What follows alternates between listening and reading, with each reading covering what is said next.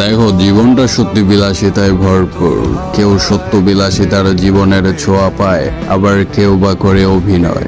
জীবনে এই সুন্দর ভুবনের মোহমায়া ত্যাগ করতে হবে। জীবনে বহু মানুষ আসবে যাবে, সময়ের বিবর্তনে তুমি একটা একটা করে মানুষ চিনবে, কেই বা আপন আর কেই বা পর।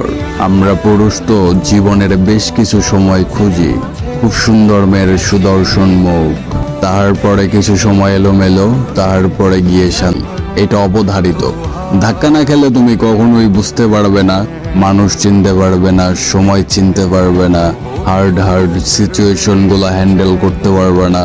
আল্লাহ তাআলা তোমাদের হেদায়েত দান করুক, আর আমার এগুলো মেনটেন করার শক্তি বাড়িয়ে দিই। ফি আমানিল্লাহ।